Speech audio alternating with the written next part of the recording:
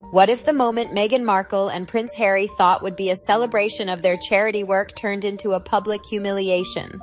Imagine this, Invictus Games, an event built on the strength and resilience of military veterans, suddenly overshadowed by one name, Meghan Markle. Instead of applause, the stadium erupted in boos, a banner reading, "This is about veterans," not celebrities, unfurled in the stands. What led to this unexpected backlash?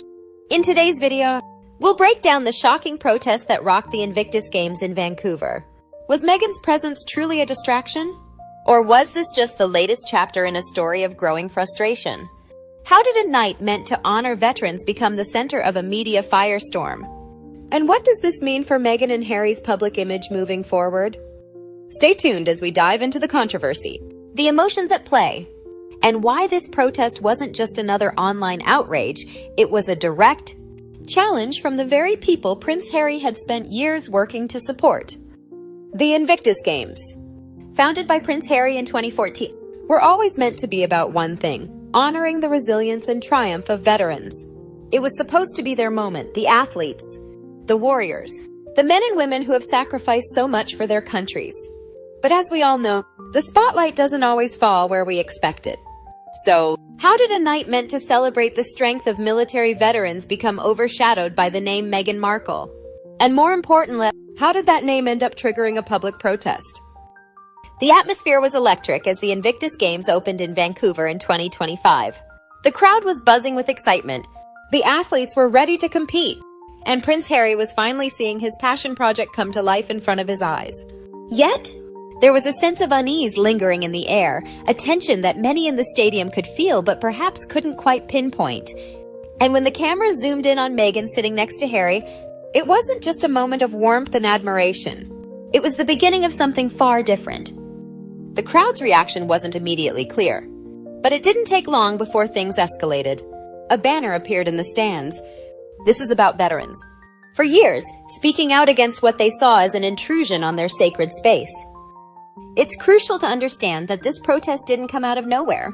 It wasn't just a moment of anger sparked by one event. No, the tension had been building for years.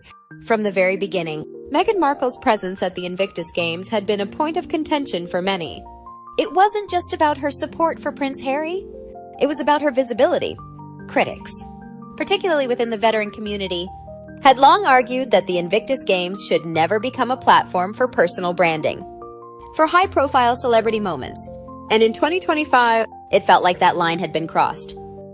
The protest at the Invictus Games wasn't just about Meghan. It wasn't about a celebrity using a cause for their personal image or platform.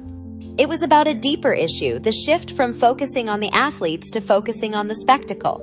And that shift wasn't something new. In fact, it echoed criticisms from years past. Back in 2018, when Meghan attended the Sydney Invictus Games, the media immediately turned its focus to her pregnancy announcement. Critics argued that the timing was off, that it detracted from the athletes and their achievements.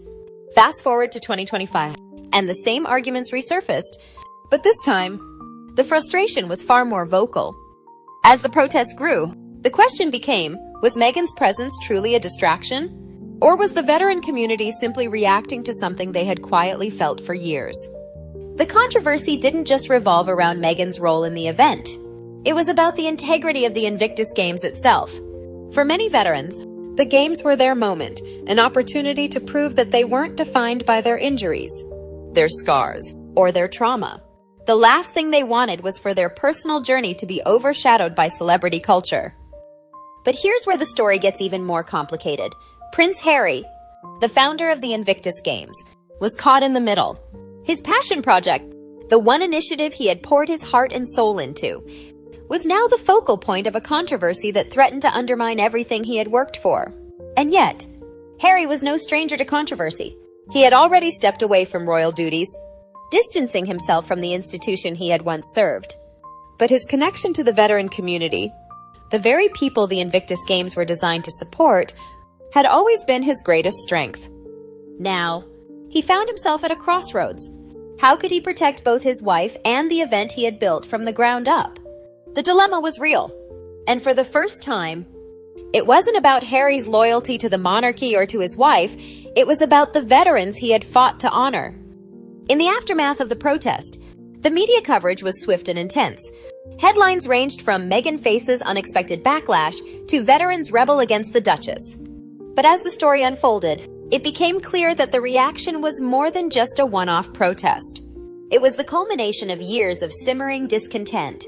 The public discourse quickly shifted from "Is Meghan the problem?" to "What does this say about the future of the Invictus Games?" The protest had shaken the very foundation of the event. Was this a momentary flare-up? Or was it an indication of something deeper? Was it about Meghan Markle? Or was it about the larger conversation surrounding celebrity involvement in military-related causes? The veteran community had made their stance clear. But what about the other side? On one hand, Meghan's supporters argued that she was simply there to support her husband, that her presence was a sign of solidarity with the athletes. They pointed to her past charitable efforts and her commitment to causes related to veterans. They asked, why should Meghan be held to a different standard than other public figures? And yet, on the other hand, the veterans made their point just as firmly. This wasn't about Meghan the person. This was about the Invictus Games staying true to its mission, staying focused on the athletes, and not becoming another celebrity spectacle. This moment, this protest, was a turning point not just for Meghan, but for Harry, for the Invictus Games, and for the entire Sussex brand. Was the backlash justified? Was Meghan's presence really a distraction? Or was it a reflection of broader frustrations with how the Sussexes had navigated their post-royal lives? The more this situation unfolded, the more questions were raised about the future of the Invictus Games and its place in the world of celebrity-driven philanthropy. But here's the most important question of all. What does this protest mean for the Sussexes moving forward? For Meghan, this was a direct challenge, a stark reminder that not every public space was welcoming. The protest wasn't just an isolated incident. It was a larger conversation about the role of celebrities in spaces meant for those who have served their countries. And for Harry, the Invictus Games had been his passion, his legacy. Could it survive the stain of this controversy? Or would it forever be tainted by the public rejection of his wife? As the dust settles, the real conversation begins. The veteran community made their voice heard. The media will continue to dissect every angle. But ultimately, the question remains, will this moment mark a turning point for the Invictus Games? For Meghan and Harry? And for the way we view celebrity involvement in causes that should, above all, be about the people they are meant to serve?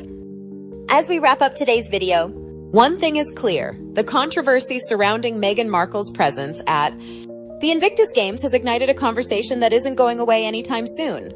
What started as a night to honor the incredible veterans who have fought for their countries quickly became a flashpoint for deeper issues, celebrity influence, the shifting focus of charitable events, and the very personal struggles of Prince Harry and Meghan Markle. The protest wasn't just about Meghan. It was a statement from the veteran community, a reminder that some spaces, especially those built on sacrifice and resilience, should remain focused on the individuals they were meant to uplift. But here's the big question. Was Meghan's presence truly a distraction? Or was it the veterans' way of reminding everyone that the spotlight should stay on the athletes? And as we look at the fallout from this protest, we have to ask, what's next for the Invictus Games? Will this event, which Harry worked so hard to build, become another chapter in the Sussex saga? Or will it return to its original mission? I want to hear your thoughts on this. Do you think Meghan had a right to attend and support her husband? Or was the backlash justified? How should the Invictus Games handle these kinds of situations in the future? Let me know your opinions in the comments below. And if you're as invested in the story of the Sussexes as I am, don't forget to like, subscribe, and hit the bell icon for more deep dives into the latest royal news. This is a conversation that's far from over, and we're just getting started here on the channel. Stay tuned for more.